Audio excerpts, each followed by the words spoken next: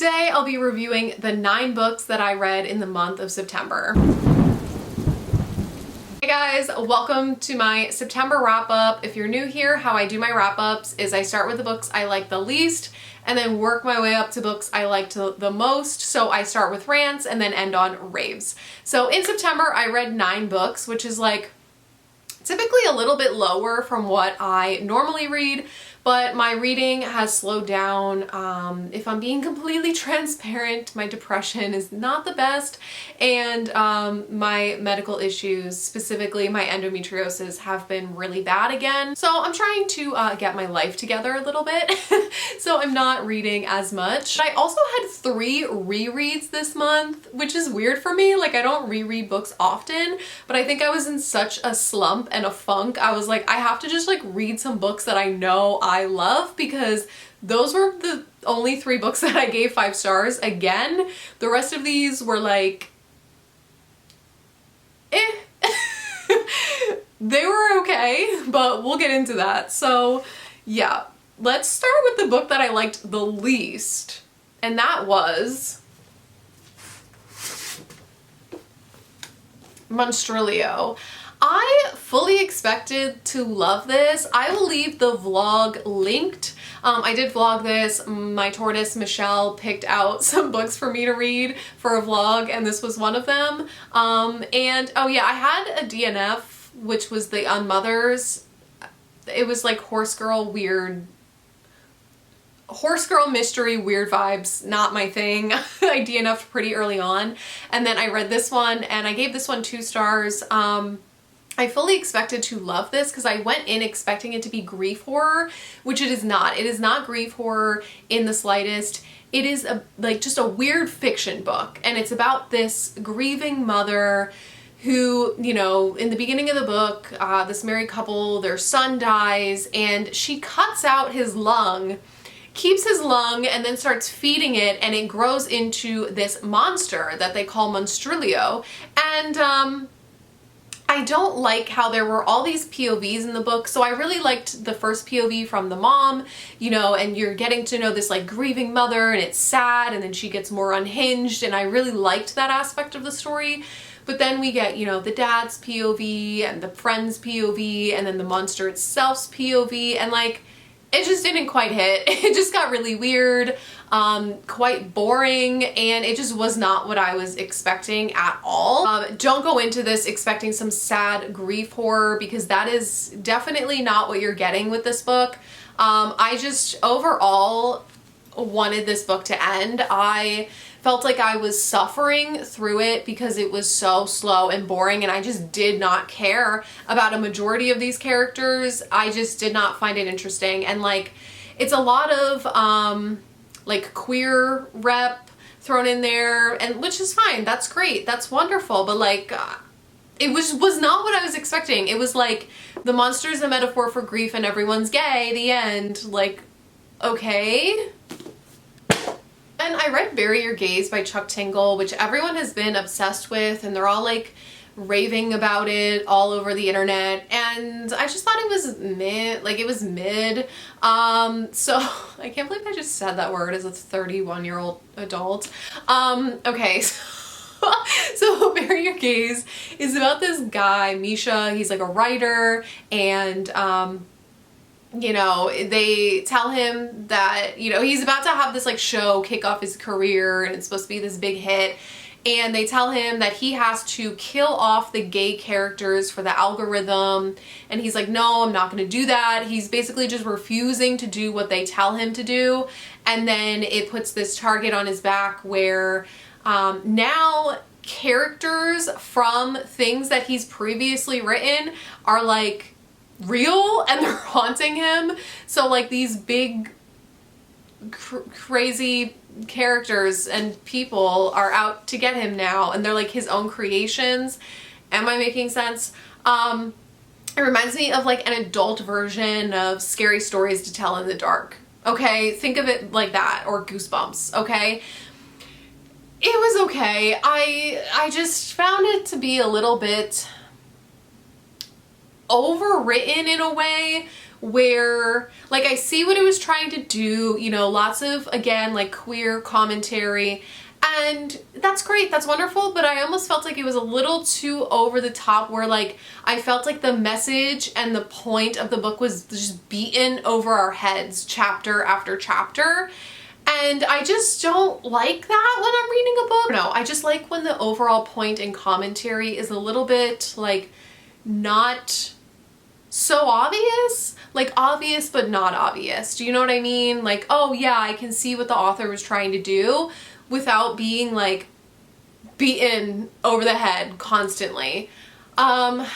Yeah, I thought it was okay. I don't think it was a bad book by any means. I was kind of bored. I was just kind of over it. There were a couple chapters that I really, really loved, like specifically the airplane scene, that chapter, amazing. Like I did like aspects of this book. And I thought the concept was great. I just didn't vibe with the writing as much as a lot of other people that are raving about this book. So like, I don't know, overall I closed it and I was like, yeah, okay, so what happens in the end was what I expected. Like, it was okay.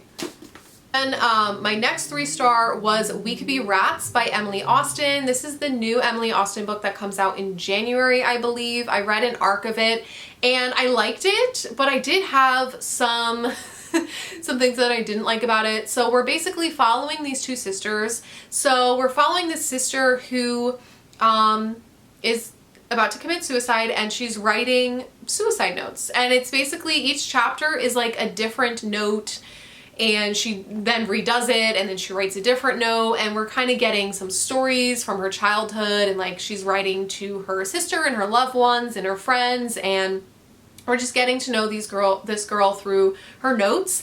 And then the second part of the book, the second half of the book, is from the other sister's POV. And surprisingly, I just did not like the whole suicide note thing in the beginning of the book. Like, it just felt very like cheesy, the way that it was written. It was like, hee hee, like, let me tell you a story before I off myself. And I was like, what?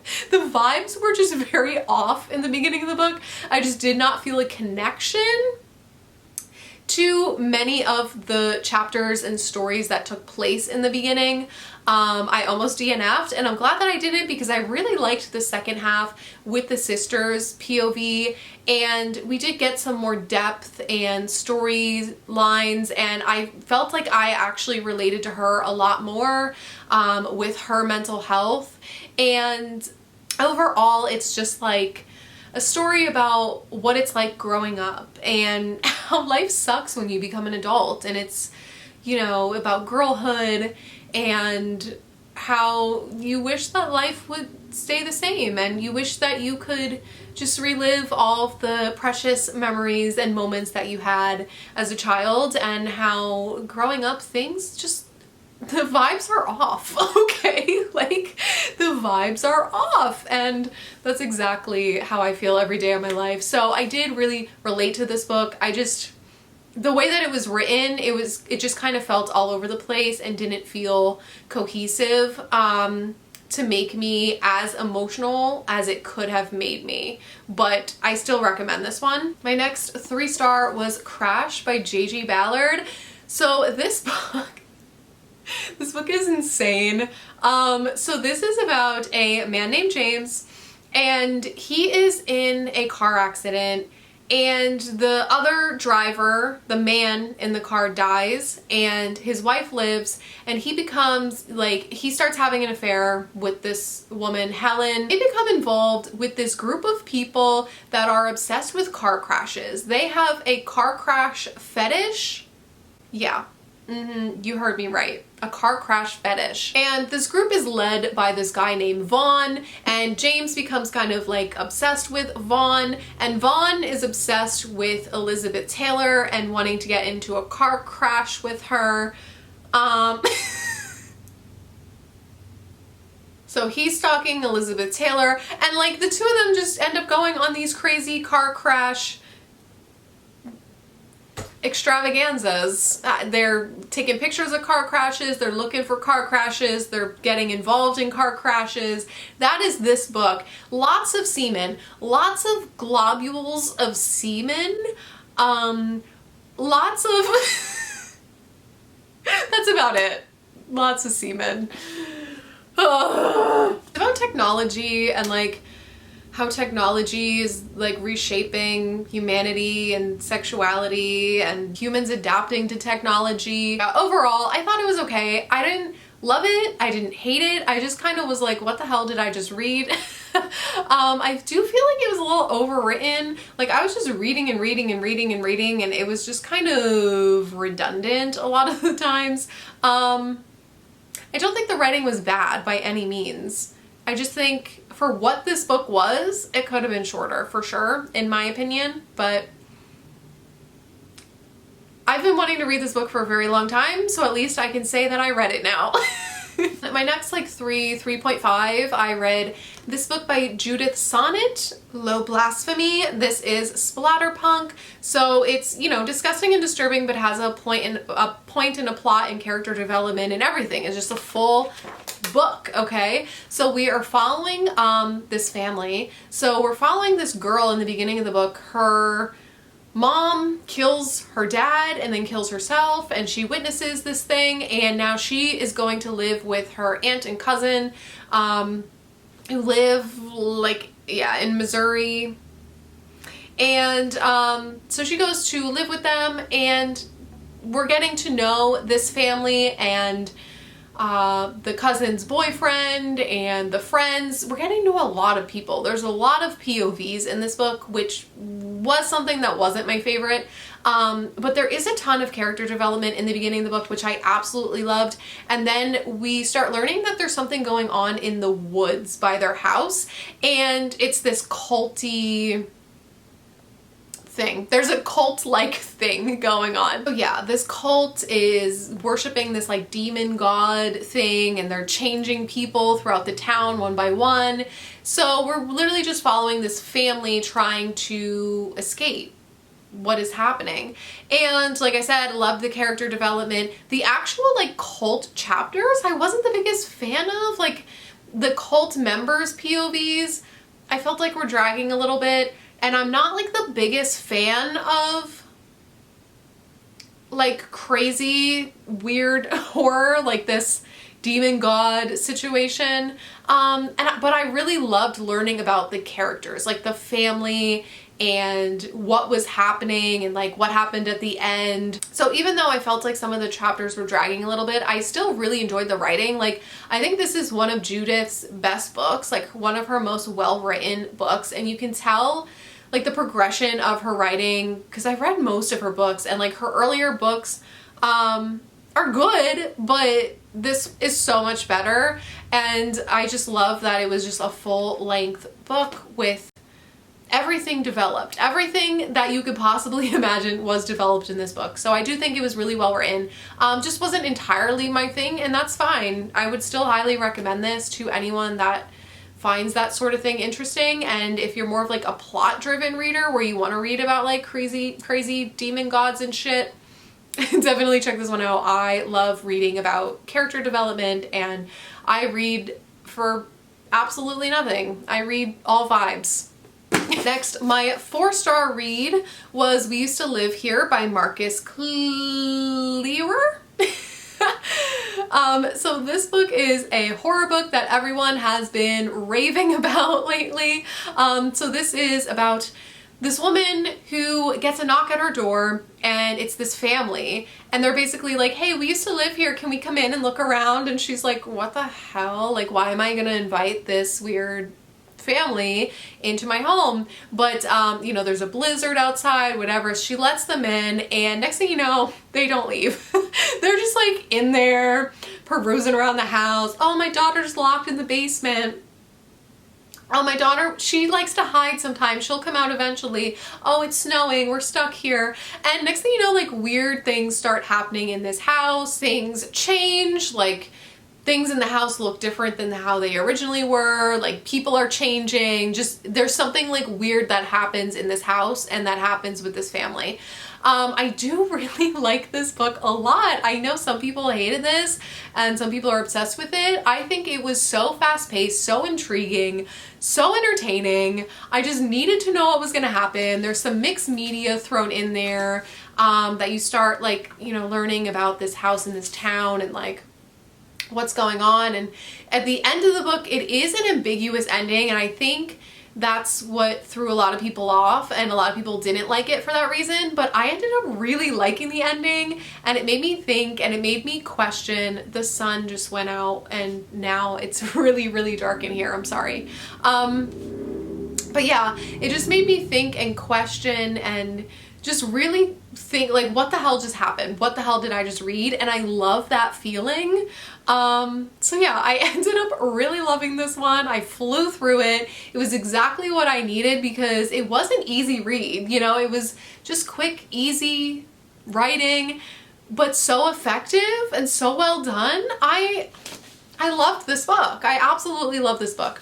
And this was a Reddit no sleep as well, similar to Stolen Tongues, Pen Pal, etc. So, and I think this has movie rights as well, if I'm not mistaken. So I can't wait for that. I ate this one up. I don't know. I'm basic. What more can I say? Okay, next, my 3 rereads and some of my favorite books of all time. Like, these are best of the best all-time favorites for me. The first one is Brave New World by Aldous Huxley. If you haven't read this, you're probably living under a rock. I don't know. I first read this in high school, loved it. Now I did a reread, still loved it. This was written in 1932, I believe, and it's basically about this society where individuality does not exist. So it's this society that believes in happiness and social stability. So basically humans are quite literally grown in a lab. They are, you know, put into castes, and they are drugged and conditioned into all being the same and into being happy. Basically, everyone is conditioned into being passive and useful to the ruling class. And this was his vision of the future and how things were going to look in the future. And I do think that this is the most accurate book ever written. It's scary. There are so many parallels to our world today. He pretty much nailed it on the head. I almost consider this book to be nonfiction in my mind and with my views. Like, it's scary. It's terrifying. Like, how accurate this book is, insane. But the purpose of this book does have a plot, but the purpose of this book is not the plot. It's more like an examination of society and technology. If you're living under a rock, you have to read this. What are you doing? Next is Animal by Lisa DiDeo. This was my book club pick over on Patreon for the month of September. One of my all-time favorite books. So this was my second time reading it. I still gave it 5 stars the second time around. So this is about a woman named Joan. She is dating a man and also having an affair with another man who's married, and he sees her in a restaurant with her boyfriend and he kills himself in front of her. And basically after that, she's just fed up. She's done with men. So she decides to move to California to go meet up with this woman, Alice, who she is estranged from. You find out who Alice is as the book goes on. But she's basically going out there to meet up with her, and you're learning about her life and her neighbors, her landlord, and basically all of her encounters with men and all the trauma that has happened in her life. This book is very much a slow-paced, character-driven novel. It's just feminist literary fiction. I guess you could classify this as feminine rage as well. But just learning about this woman and her trauma and picking apart like the things that made her who she is and what ends up happening in the end, like everything just makes sense. I fully was rooting for her. I did not find her to be unlikable. I thought that she was extremely relatable. I thought her feelings were valid, and I thought the things that she did were valid. Listen, I support women's wrongs on this channel, okay? okay? And like Joan is someone that I fully support her wrongs. The book was so beautifully written. It is so, I was highlighting every single page, just page after page after page was so relatable and so heartfelt and heartbreaking and emotional, and like I think every woman can relate to this in a way, and I just love the exploration of predator versus prey and how women are usually the prey, and like what happens when the prey eventually becomes a predator. That's what this book is exploring, and it is so fucking good. It is so good. This book is incredible. We had such an amazing discussion over on my live show on Patreon. Like, the girlies were going ham. Some people were like, I don't know what we're gonna have to talk about, and like some people will just really pick this book apart, and I loved listening to everyone's thoughts and emotions reading through this book and like what everyone thought.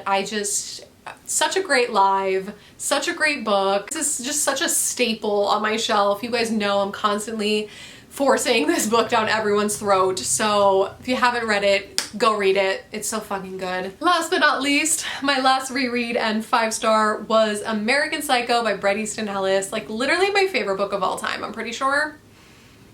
Like if I had to pick, like, what's your favorite book of all time? It might be this one. But yeah, of course, if you don't know what American Psycho is about, you're following Patrick Bateman, okay? That's it. He's just a girl.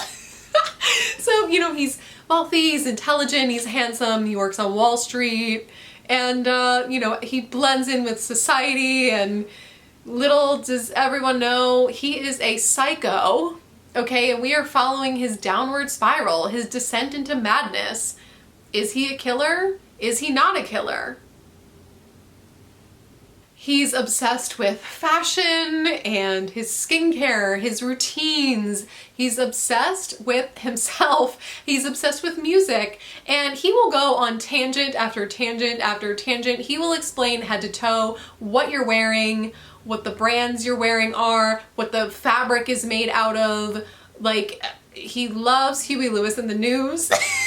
Like, he just goes on these hilarious tangents, and that's why I love this book. It's full satire, and I'm obsessed with it. I think this is literally the funniest book I've ever read in my life, but also is terrifying. Like, there are certain chapters that are so graphic and gruesome and disturbing that it's so terrifying that people like this exist, because he becomes obsessed with these materialistic things in order to fit in with society, because he doesn't feel like he can relate to people. Like, he doesn't have the emotional range that other people have, so he clings on to these like materialistic things to look like, hey, I'm normal, I fit in with you, I'm just like you, even though he is not. And there's something so terrifying about that, and there's something so terrifying about being inside of a character's head like this, who is so unstable. And sometimes it's like you don't know what is real, and I love everything about this book. You know, it's like